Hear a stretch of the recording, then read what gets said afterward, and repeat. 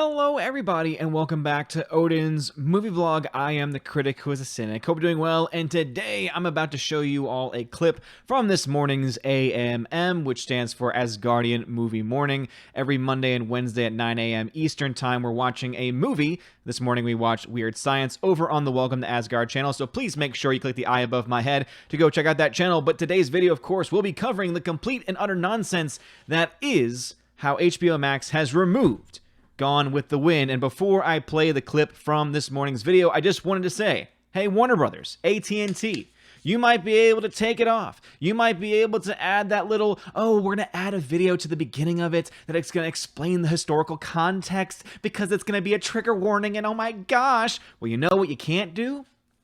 You can't touch this. You can't touch the physical copy that I own. By the way, this is from the Warner Brothers set, 50 movie set that I got on sale a couple years ago, and all I can say is I'm so glad that I picked that up because it has a huge number of Warner Brothers films, and if they're that willing to change films like this that were made in 1939, again, a product of their time, and also one of the greatest films ever made, they are going to be willing to touch any of their films. But guess what? You can't touch these.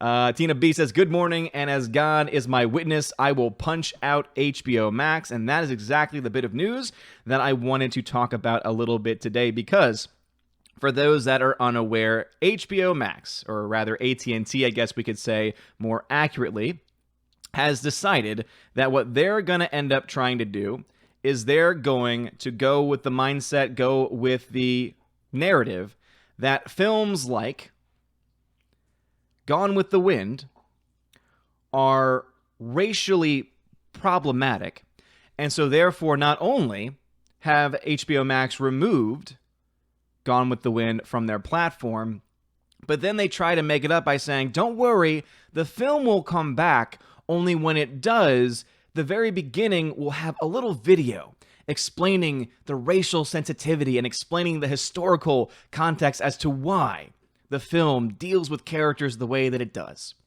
So not only do they take the film off for the sake of wokeness, but then they promise, oh, don't worry, we'll put it back on once we are able to basically engineer some bullcrap that they're going to tack on to the very beginning of the film. For those that are not aware, on HBO Max, what happens is that before a movie starts, they usually have like a promo for another program or another movie or another series on their platform, and they force you to watch it. Now, of course, you can skip through it all you want and you go straight to the film.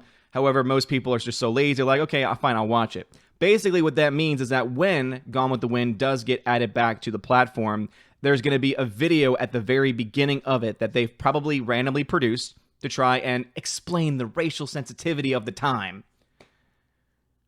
Seriously? Next, you know they're going to be going after Mel Brooks' films. Blazing Saddles, goodbye. Can't have that film. Why would we? If we can't have Gone with the Wind, which features a performance from the first woman of color to ever win an Oscar for acting, then why should we be able to have Mel Brooks? If we can't have Mel Brooks, goodbye Tropic Thunder. Ooh, we can't have that film now, can we? Oh, we want to talk about that film? Let's talk about Tootsie. Ooh, a man dressing up like a woman and he's not actually trans? That's not good at all. Guess that means Mrs. Doubtfire's out the window too. Bye, Robin Williams. Rest in peace. This is exactly the snowball effect that a stupid move like this will have on the industry. And as you all know, I'm very passionate about movies. I love movies with a passion. I am a movie buff. And so this bit of news has me exceptionally TO'd to the nth degree.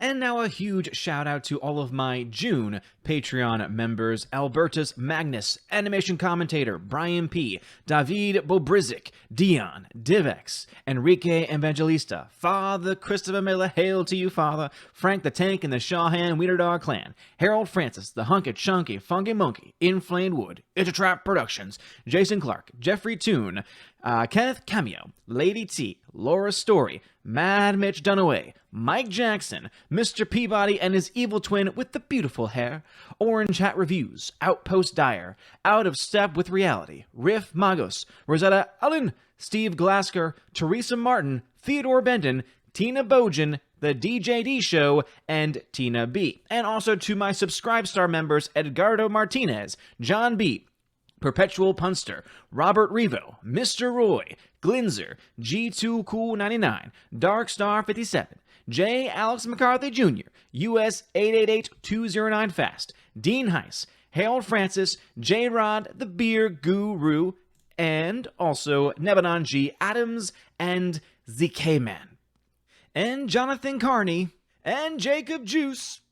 Thank you all so much for being a member of Patreon and Subscribestar. And seriously, it really does mean a lot. Helps keeps the light on, helps me able to do things like the giveaways for my $5 and up backers on Patreon and Subscribestar, and also be able to put more stuff into the actual channel itself, including upgrading different components, whether it be webcams, microphones, things like that. All of that helps to support it, and it really does mean a lot. So thank you all so very much. Please, if you want to have your name shouted out or look at any of the other perks, which include things like indeed having access to exclusive 4K digital giveaways every single month, and also an exclusive podcast hosted on Patreon and Subscribestar, and also YouTube memberships as well at the $10 and up level, featuring John the Flickpig Flickinger. Please check all of those things out in the description of this video. You guys are all amazing and beautiful people. Have a wonderful day, and as always, God bless.